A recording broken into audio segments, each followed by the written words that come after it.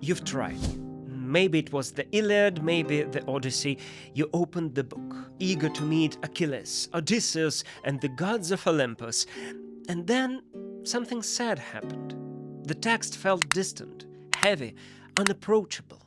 Long catalogues of names, endless repetitions, strange turns of phrase. Where was the gripping drama, the action, the raw human emotion everyone promised? You're not alone. The truth is, reading Homer is hard. Not because his stories are outdated, but because they were never meant to be read at all. Greetings, my friends. I'm Armen, literary storyteller, and here on this channel we talk about books the way they deserve to be talked about, not like dusty museum pieces, but like living, breathing companions in our messy human journey. And today, I want to help you meet Homer. Not as a homework assignment, but as a guide to memory, rage, tenderness, war, and everything in between. We'll look at why the Iliad and the Odyssey feel so strange to modern readers. But more importantly, this is a guide to understanding that strangeness. Not fixing it, not modernizing, but learning how to listen to it. How to lean in, adjust your ear, and start hearing the rhythm of a world 3,000 years ago. So let's begin. One of the strangest puzzles around Homer is this. The more centuries pass since his epics were written down, the more precious they become, and the harder they are to actually read. Today, Homer's poems are a real time machine, a rare chance to travel back nearly 3,000 years and witness the passions of humans, gods, and monsters as they were imagined back then. But what does that make us? Visitors from the third millennium peering into these old Greek mirrors, the Iliad and the Odyssey, hoping to catch a familiar reflection. Of course, many readers never quite manage to see anything in those mirrors, but not because the reflections are unfamiliar. That's not the case. Believe me, they are too familiar. Far more than we, proud citizens of the 21st century, might like to admit. No. The problem is that the mirrors have fogged over time. And to glimpse anything in them, you need to learn how to look. Take the Iliad, for example. It overflows with action, psychological drama, and moments of tenderness. At first glance, why should we care about Andromache? As old Willie, the Shakespeare, would say, what's Andromache to him or he to Andromache? She's the wife of some ancient warrior in a war we barely remember. And yet, her farewell to the Trojan hero Hector remains one of the most heartbreaking, beautiful scenes in all of world literature. The Trojans are being pushed back by the Greeks.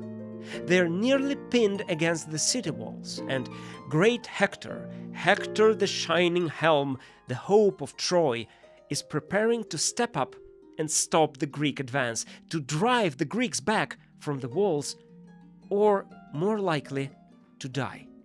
He heads for the city gate, but his wife stops him. Andromache weeps, begging Hector not to go. But he, knowing Troy is doomed, speaks to her and to us of honor and duty, of how a man cannot hide from his fate.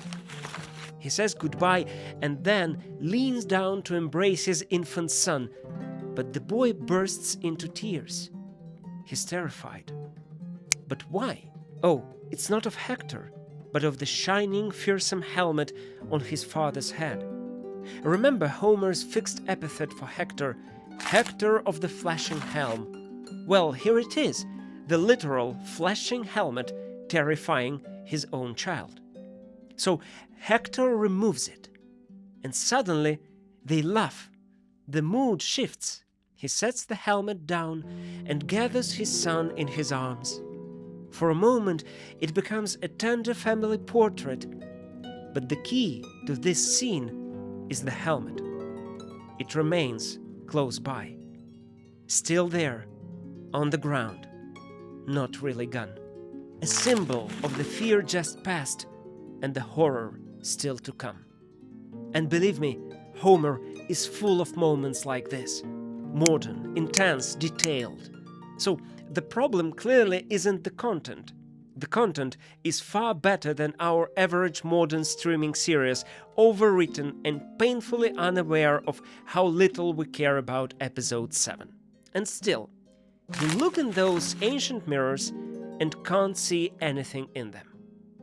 Well, the issue is probably the form. The ancient, formal frame wrapped around something that still burns with emotional urgency. But the greatest mistake would be to think that we just need to rewrite Homer, okay? To dress him up in a modern clothes and voila, as the French would say, access granted. As if all we needed was to replace "hateful to me as the gates of Hades is the man who hides one thing in his heart and speaks another" with "I can't stand phonies like you, so listen up." Yes, that would open the door, but not the one that leads to Homer. No. The thing is that this very archaism, the main obstacle for the modern reader, is also Homer's greatest treasure. It's our chance to touch the deep past, to glimpse one of the earliest surviving forms of human verbal art. So, let's take a look at it, shall we? Let's try to understand what's wrong with Homer's form and why it feels so distant. Because the real issue isn't that Homer is outdated. It's that we've forgotten how to read something that was never meant to be read in the first place. You see, to understand Homer, we need first to realize that his epics are, above all, spoken dictation. The Iliad and the Odyssey weren't created to be read silently off the page. They were made to be performed by a poet-singer, a bard. And as scholars like Milman Parry and Albert Lord have convincingly argued, these bards were most likely illiterate, which makes perfect sense. Literacy implies a fixed text, and nothing is more unhelpful to a poet that improvises than a fixed text.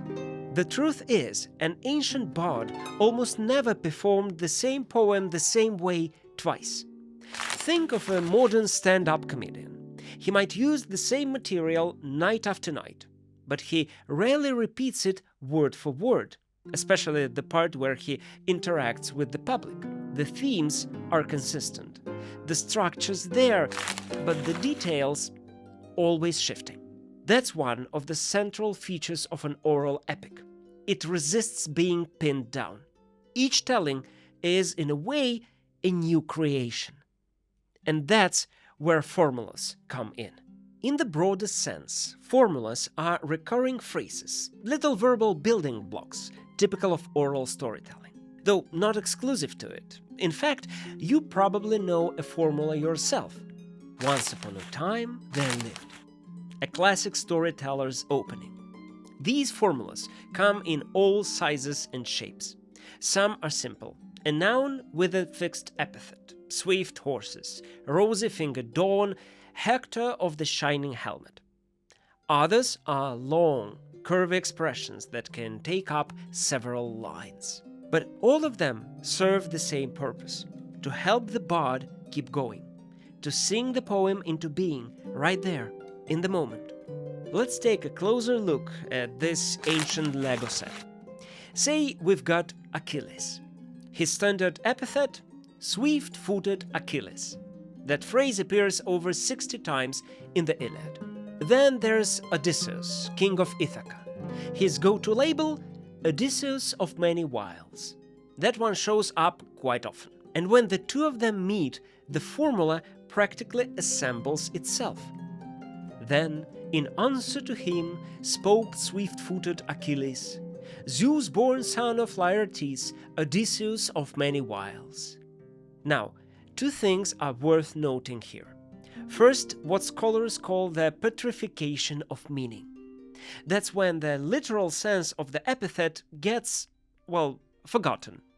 The sea in the Iliad is rich in fish. Yet, have you noticed? No one's fishing. Achilles is swift-footed even when he's just sitting around playing his guitar. The sky is starry, right in the middle of the day. In short, stability must be above accuracy. The formula survives not because it fits the moment, but because it fits the meter. Fixed epithets, then, weren't just a stylistic detail, they were a memory aid. One of the key tools that helped the bard hold the entire poem together in his mind. In a written version, sure, you might edit them out, but for an oral poetry, they're part of the framework, essential to the construction. That's why dear Nausicaa in the Odyssey goes down to the river to wash her shining clothes. Not because she's obsessed about laundry, but because in a royal household, clothes are always shining, even when they're due for a good scrub. And another thing, when we talk about formulas, we don't necessarily mean an exact repetition of words. The formulaic system isn't rigid. It's not mechanical, it's flexible by design. Yes, everything bends to the rhythm, to the refined demands of Greek hexameter, but the formulas adapt, shift, and recombine to keep the music flowing. And so, to sum up, this archaic formulas, in the broadest sense, is, I believe, one of the two main reasons modern readers often struggle with Homer. The second reason is what I'd call archaic perspective, the way these poems see the world. Reading Homer is like flipping through an old family album with a very talkative grandparent. Every face, every name, every cousin yet so distant that the Habsburg wouldn't even consider a marriage comes with a full biography. Homer will tell you where the cousin lived, whom he married, how he died, and what kind of shoes her uncle wore to the wedding. That is because in the world of epic, nothing is secondary. And that is something that is hard for us to understand. Every detail is sacred. Every idea must be described. You see, in an oral, pre-literate culture, epic wasn't just art. It was memory. It was knowledge. It was history, science, and community in poetic forms. And the bard was considered to be the keeper of memory. Each time the poet sang, he recreated the world. And since oral poetry cannot allow footnotes, the bard tells the whole story. Even if the poem's main topic is something else, he preserves the name by singing the deed again and again. That's why when two warriors meet on the battlefield in Homer, it's never just a clash of spears, it's a clash of biographies. From a modern reader's point of view, the Iliad and the Odyssey often feel like poems with footnotes embedded directly into the lines. And the great and terrible catalogue of ships, that's not just a digression, it's practically an appendix, a list of Achaean commanders and shipping logistics. I still remember the moment when I first read the Odyssey and stumbled upon a scene that left me speechless. It's the climax of the entire poem. Odysseus, disguised as a beggar, has returned home. He's sitting in his own hall watching the suitors court his wife. The tension is unbearable. We're waiting for the big reveal, the confrontation. And what happens next? Penelope asks the old servant Eurycleia to wash the stranger's feet. This old woman, unlike everyone else in Odysseus' house, starts getting suspicious. She basically says, "You know, son, you really remind me of our Odysseus. We've had all kinds of vagabonds pass through here, but none quite so Odysseus-ish." At this point, Odysseus realizes she might recognize him by an old scar on his leg. He tries to shift away into the shadows, even covers his scar with the hand, but too late. The old woman approaches, basin in hand, kneels, and sees the scar. Now, this is the moment. The recognition scene, the triumphant homecoming 20 years later. But instead, when Eurycleia began to wash her master, she recognized the scar immediately, a wound he'd suffered years ago from white tusks on a boar, when he went to Parnassus, making a visit to Autolycus, his mother's splendid father, and his sons. Autolycus surpassed all others in thievery and swearing. A god himself, Hermes, had given him those skills. Yes, you guessed it. What follows is not the explosive reunion, but a 70-line digression about the great boar hunt on Mount Parnassus, starring Autolycus, Odysseus' legendary trickster grandfather. Only after the bloodline has been sung and the family glory properly honored do we return to the old woman, the basin, and the revelation. This is a textbook case of epic retardation, one of the most distinctive techniques in Homeric poetry. And so, Homer's epics are not linear. They are not highways of plot. They are flowing currents of life and memory. In this current, it's nearly impossible to separate the main from the minor, because such distinctions simply don't exist. There are no pages, no fonts, no footnotes in small print. Only what is sung remains. That's why everything that is sung carries equal weight. The anger of Achilles, the grandfather of Odysseus, and even the old woman's shining bronze basin. So, reading Homer is difficult because we expect it to be something it never was. We search for a novel and find an oral performance. We look for a structured narrative and find a flowing, improvisational song.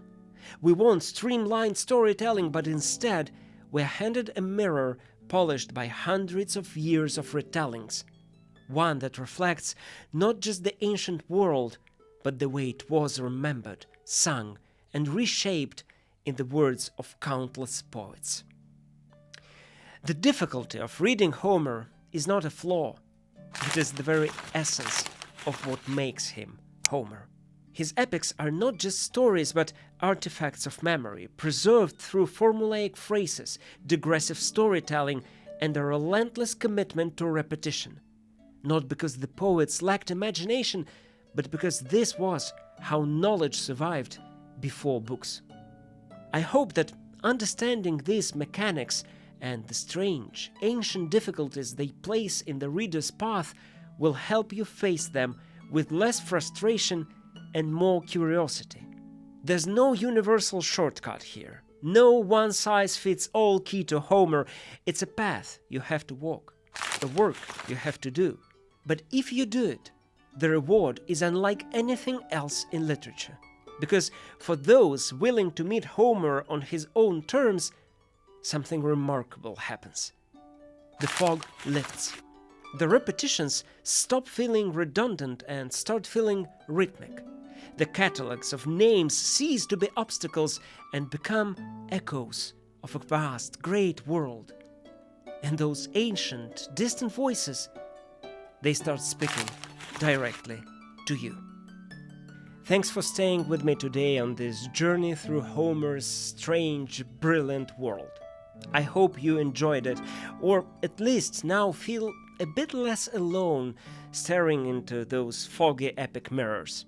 If this helps you read the Iliad or the Odyssey with a little more patience, a little more pleasure, then my work here is done. Please like this video and subscribe. As you can see, this is a brand new channel and every bit of support helps it find its voice and its audience. Call me Armen, and I'll see you next time.